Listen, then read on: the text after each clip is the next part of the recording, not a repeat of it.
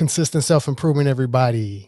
You are now listening to American gypC podcast. I am your host, Classic, and I'm here with my co-host, gypC, and today we have Jacqueline Kopito. Jacqueline is a twin expert and author of Twintastic, fiction a fiction book for tweens. She has also written numerous articles for Tweens magazine, as well as the Chicken Soup for the Soul series. Welcome, Jacqueline. Welcome. Hi. Nice to see you, meet you. Nice to have you here with us. Thank you. So, I guess tell us a little bit about yourself and why you are the twin expert. Okay, so I'm Jacqueline Kopito. I'm from Short Hills, New Jersey, and I wrote Twintastic. I have my book here. It's a fiction book for tweens, and so I'm a twin, and I'm 6 minutes older than my twin. So I've basically heard like every question possible. So I know a lot about twins, and I mean, from like switching classes, from feeling each other's pain, from thinking alike. So I have like all these stories about being a twin. What made you go into more fiction for tweens versus like maybe an autobiography or something like that? Is that your interest? Oh, well, Amy and I, my twin sister is Amy. So I had like all these memories when we were young and just, with middle school stuff and the mean girl and the first crushes who probably didn't, know we even existed. And so all of these stories just came about. So, but then I wanted to add magical powers for the twin protagonists, because who doesn't like magical powers? So, therefore, it was a fiction book. Gotcha. Right. So you mentioned switching classes. You ever tried switching classes, and was it successful? It was. So, yeah. So we, so it was in high school, and I had a study hall, and Amy, my twin sister, had an English test to study for, but she had biology. So she said, could we switch? And so she would go to my study hall and I would go to her biology class. So we did. And I think a lot of the kids knew, but the teacher never found out. So I ended up going to biology twice that day, which was, I'm not loving biology, but that worked out. But I don't want to recommend this to anybody. I mean, we got away with it, but I don't want anyone else trying it. So yeah, so we switched classes, and then, we also think alike. Like last fall, like this happens a few times. This happens a lot, but the most recent story was I live in New Jersey, and so it was my mom's birthday, and so I went to CVS where there's like 1,000 cards to pick from, and I picked one, and then my twin who lives in Connecticut also went to CVS where there's like another 1,000 cards, and we and then my mother calls us up and she's like, "Girls, you sent us this exact same card to me." Wow. That's crazy. That is funny. Yeah, so that happened, and that happened a few times, and then what else could I tell you? You guys feel? Oh, go ahead. Sorry. Oh, I'm sorry. I also could feel her pain. That's what I was gonna ask. Like, do you guys feel a connection that you feel like is a little bit stronger than non-twin connection? Yeah. Oh yeah, definitely. I mean, like, so 2 years ago, Amy had breast cancer, and she's completely fine now.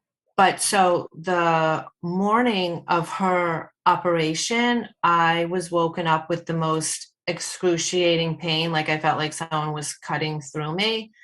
And then later on that day, I called her and I said, is everything okay? Everything worked out. And it was like the left side. And she's like, yep. And I was like, I felt the pain, like I was going through it with her. Wow. And then over the summertime, when she started her radiation, the entire summer, I felt like a tingling sensation over my chest. And then she called me up at the end of the summer and she said, that was my last session. And I said, okay, great. And then I never felt that sensation again. That's amazing. Yeah. Yeah, it was like crazy. Yes. I guess, well, do you like being a twin? Because some people are like, it's you kind of get identified as like together and you want your own identity. So is it hard being, a twin? I actually love being a twin. Okay. To me, it's like having a built-in best friend. And, I've heard a lot of twins, some of them could be jealous of each other or competitive with each other. But I have to tell you, like, if Amy had a date and I didn't, or if she made like the soccer team and I didn't, or if she was invited to a party and I wasn't, I would always feel like, well, at least it's happening to one of us. Yeah. So I was always like, always happy with being a twin, and we don't compete or anything like that. And I guess it's Yeah. still like, as long as she make it, you guys could always switch and both get the experience. I know, right? Yeah. Exactly. So what was it like growing up as far as a twin? Yeah, so it was great. Like in new situations, I didn't have to be at it. I didn't have to do it alone. I always had my twin. So that was always really great. Like starting, middle school or high school, like I always had my twin sister. Although we didn't go to the same college. So I was like, how do I meet people here? Because being a twin, people would always come up to us and be like, oh, how do you tell the difference? It was always easier to meet people when you're a twin, but I managed. It worked out. I was a singleton. I have So that was okay. It was a lot of fun. Oh, I'm sorry. I was gonna say I have an older brother that me and him kind of look alike. So it wasn't quite like a twin, but I used to be able to use his ID.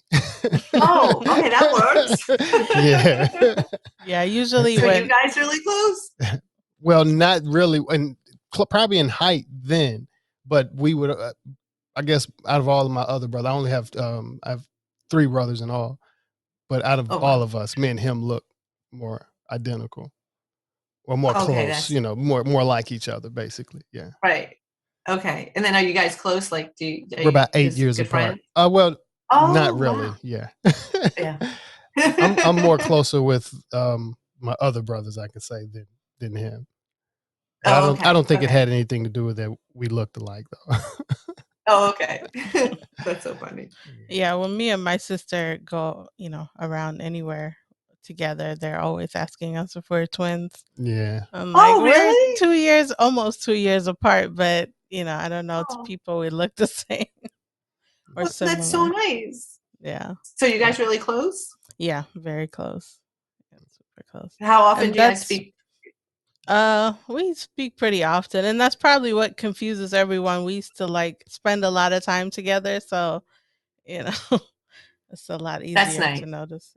So is it true that as far as the twin gene is a genetic gene, or is it something that just randomly happens?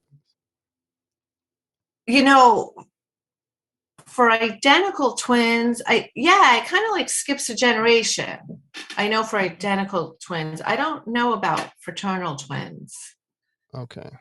Yeah. Because I know that, it runs in my family, but they've... Oh, it does. Not identical twins, though. We don't have any identical twins in the family, but twins and all, yeah. There are some, yeah. There are twins in my mother's side of the family. Yeah. In your family? No, not really. Can't think of any twins. I've never even seen twins until I moved to America. I was in middle school. So after the first time I saw twins, I was so fascinated with the whole thing. And oh my gosh. So I used to watch a lot of these movies where the twins end up switching up and stuff like that. That's why I asked you earlier. Oh my gosh, that's so funny. Yeah. Oh, switching places. Yeah. I watched all of them. Yeah. Parent Trap, all of it. Yeah, Parent Trap. Yeah, that was good. Yeah, that's good. That's a good one, actually. Yeah. So tell us a little bit about your book, Twintastic. What is that about? Oh, okay, yeah. So it's about 6th grade identical twins who acquire magical powers, and they try to save their family's struggling restaurant while dealing with the daily grind of middle school, first crushes, the mean girl, and tennis lessons. And it's also about the exploration of family dynamics, trust, friendship, and the consequences of misuse of power. Like, one of the twins is selfish, and she always wants to use the powers, while the other one is very conservative and never wants to use the powers except only to help people. So I don't want to give too much away, but it's easy to always use the powers and be selfish. And but then she learns through a lot of mishaps to use it for the good. Yeah. What inspired you to be, I guess, not just the writing about being a twin, but just to take that leap and write a book altogether, period? Yeah, I started writing like little articles for the Twin magazine, and then I wrote more for the Chicken Soup for the Soul series. And then I just started thinking about all this stuff which I shared with my twin, and so then one thing led to another, and slowly my book evolved and into Twintastic. So yeah, because I like to write. I always enjoyed writing. So that's how it all began. Is this your first Yeah. book? And do you have plans to make it into a series or a movie or anything like that? It's actually my first book, but I'm actually now working on the sequel. Okay. Twintastic in Miami. Okay. And so I'm really busy working on that now. And but like, writing the book was only one part of it, which I didn't even realize. So you write your book and then you think, okay, this is great, now what? But so my publisher, he is in India, Good Times Books. So he was like, you're going to have to really promote yourself in the States. So I had to do a lot of promoting, which I didn't realize, but then I quickly realized I had to become like a businesswoman and have a whole strategy and everything. So I had my website. I had to get someone to do my website. And then I'm not really a social media person, but now I'm a complete social media person. I'm on like every social media there is, and I'm always posting stuff. And Congratulations with that. Well, I know. Yeah, I mean, how do you guys feel about that? I hate social media. I can't say we hate it. Well, we need it, but I like it's a challenge. it is useful, and in this day and age, you kind of need it, right, for any type of promotion. But it is hard. It's a lot of work. Yeah, just the screen addiction that it could lead to, or just the constant, back to back. You have to promote. It's a lot of hard work. It is. It's a lot. So I'm on. Like, I used to post maybe literally once a year, with my family on vacation for the holidays. That was it. Yeah. Now, and that was it. I wasn't on anything else. Now I'm on I'm a Facebook author. I'm on LinkedIn. I'm on Instagram. It's just a lot. And, I'm always posting. And I'm collaborating. But then also that for my book, getting back to my book, I had to contact people so I could be a guest on their radio show or podcasts, and magazines and newspapers and fairs. But because of the pandemic, there weren't a whole lot of book fairs. So that was a little trickier, but because otherwise my book would just lie dormant on Amazon. So I'm just continually trying to promote myself and the book. So are you guys on Facebook and LinkedIn and Instagram and everything, or how are you guys? I checked out of Facebook. We're on Instagram, LinkedIn. I'll follow you. TikTok. What else? YouTube. We And just joined Oh yeah, fan base. I'm on YouTube also. I have a YouTube channel. Yeah. So how often do you guys post? Pretty often now with the podcast. We've been posting, and now our new schedule is like we try to post Monday through Friday. Every Kind day? of leave the weekends. yeah, Well, with the podcast, it's kind of rolling, and we don't want to have a bunch of episodes backed up, so we've just kind of been releasing them pretty quickly. and then our internet isn't the best, so it takes a lot of time to kind of load the video. But it's this year in particular has been a little different since we started the season 2 of the podcast around the beginning of January. We've received a lot of guests through Matchmaker, so it's been pretty consistent to where we're accumulated a little material, and now we're kind of, I wouldn't say behind, but we're only releasing once a week. So even once a day. I'm sorry. Oh Once my a day, gosh, about 5 days a week. But we have 2 podcast recordings, even like each day.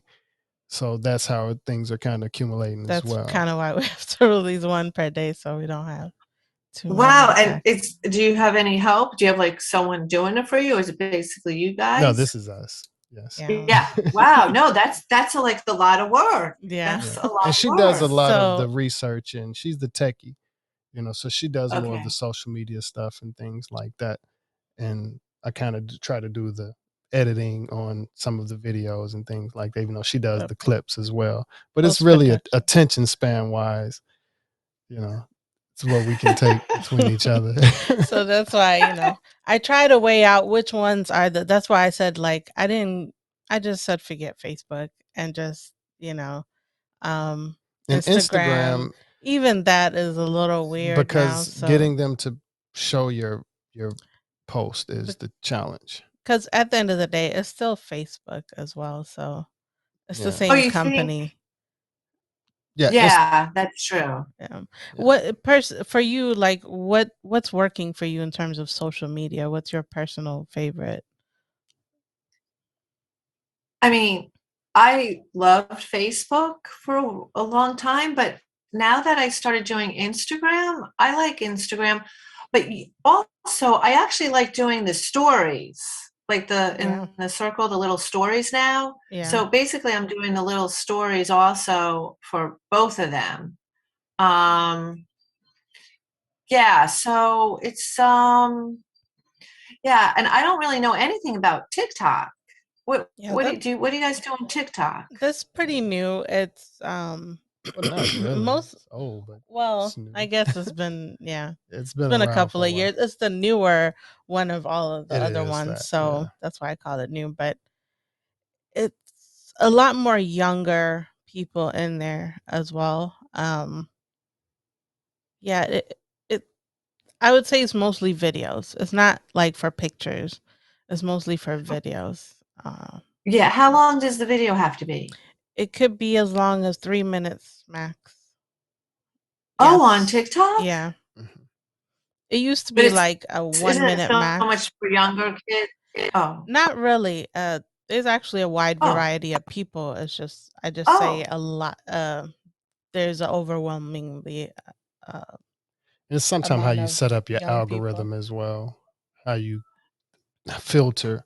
Yeah. What you're seeing to that's the tricky part, right? The trickiest part for me. Yeah. But sometimes the trick is finding a non-saturated platform. Like we just joined Fanbase, which is very, very new. I think that came out like a couple of months ago. So that kind of gives you a lot more room to shine because it's not saturated yet. So, and as it grows, fan base, it's being built. I guess I know they have from a like system, a love system. It also to where you can. I think it's built to where it allows the content creator to get paid more. Yeah, you can monetize the content. So it's a special platform that's being built, I guess, to help content creators make money as well as not be censored at the same time. Oh wow, I never even heard of them. Where are they based out of? It's fan base is definitely it's American. It's Isaac Hayes Jr. the third. No, Isaac Hayes the third, I think, is actually the creator of it, and he's still raising money for the platform now. But it's one of the newest platforms that's there, and I'm positive it's going to do really well, because anything that helps the content creators make money and it creates a little system, because that's one of the biggest things, even dealing with musicians or just content creators getting paid in general for putting their content on platforms such as Facebook and Instagram. So that's one of the pros to this platform. But I guess the issue with Facebook is like, once they became like they started doing the ads and they started charging for advertisements and things like that, now they're not showing your posts. Like, they're not showing your posts to everyone that follows you. Sometimes they'll show it to a certain amount of people, and if they don't engage with it, then they won't show the rest of it. And that it didn't used to be the case. It used to be everyone that follows you can see everything you post, and it's just then it's like, if you sign up as a business account, and you kind of have to pay in order for them to show your posts. So there's only bots. Oh, I know. It's like a whole thing post now. Yeah. What? Only the bots see your post. Yeah. Yeah.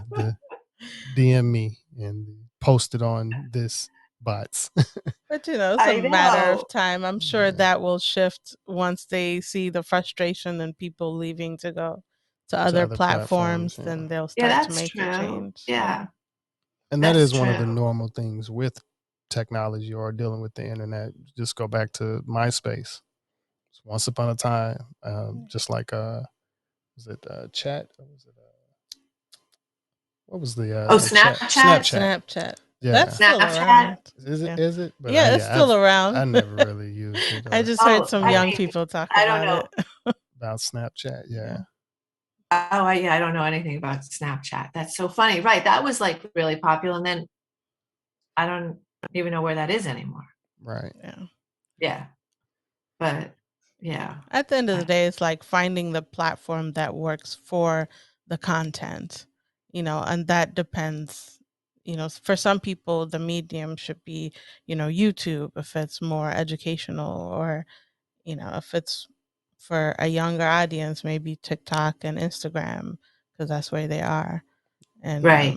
It just depends on LinkedIn for more business and educational stuff. So yeah, because even for us, I'm quite sure we've been getting a lot of our guests from Matchmaker at the moment. We haven't quite really shifted to any other platforms the same way, but I'm almost positive once we get to LinkedIn, that'll be a area to where once we start promoting and building a little bit more, we'll get a response, a lot more I'm sure better feedback than most likely Instagram, because it's a more educated platform as well. Right. Yeah. Instagram is pretty good. LinkedIn is pretty good, but there's like the videos for LinkedIn is really short. So usually people on LinkedIn are always like writing like about a whole bunch of stuff or promoting their business and stuff. So for LinkedIn, there's not many videos though, unless they're like showing a scenery or something really quick, like less than 20 seconds. Right. But I like LinkedIn. Yeah. They're like very sophisticated. Yeah. And Twitter is a whole different ball game.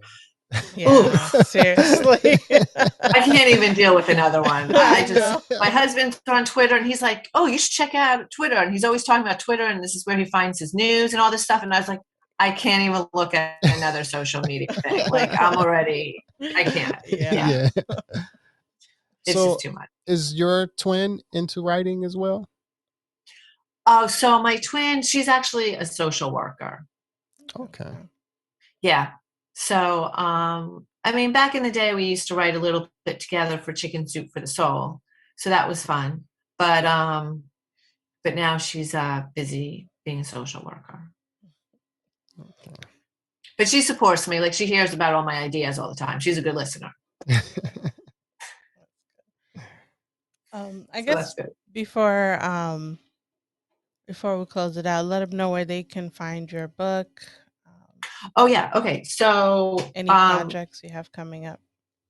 So like I said, I'm on all these social media. So I'm on Jacqueline Kopito with Kopito. So I have a website, JacquelineKopito.com. I'm on Facebook, personal, and then I'm also author. And I'm on Instagram, and my Instagram name is Jacqueline Twin. And I'm on LinkedIn and twin author and twin expert, excuse me, and my YouTube channel. Okay. So you can find me in all those places. I'm all over the place. Gotcha. And is your book on Amazon? I know you said it's. Oh yes, and so my book is on Amazon. Okay. And as we speak, I'm working on the next one. Okay. So it's been busy. I was on social media and I saw a post about a festival where twins, I think it was some type of festival. It's like a twin festival where people go. Have you ever been? No. Oh, okay. You're like so many people always ask me that, and one of these days I have to get there. It's like a total twin festival. It's seems like so much fun. Yeah. So really a great. Duplicate of everybody. Well, it's been a great conversation with you. Thank you. For our listeners, we appreciate you for listening. And you can find us at AmericanGypC.com. And we also have merch at luamlee.com. And we have music from Classic Carpenter. You want to at KLACCIK, Classic, CARPENTA, Classic Carpenter. And that's under all major music platforms, Spotify, iTunes, Tidal, YouTube, all major ones. And you can get to it from AmericanGypC.com as well. And we will have links to everything as well in the description below. Yes. Thank you again to everyone. Thank you, Jacqueline. Thank you, gypC. Thank you both. Thank you, and consistent self-improvement to everyone, and we'll see you next time. Peace. Peace.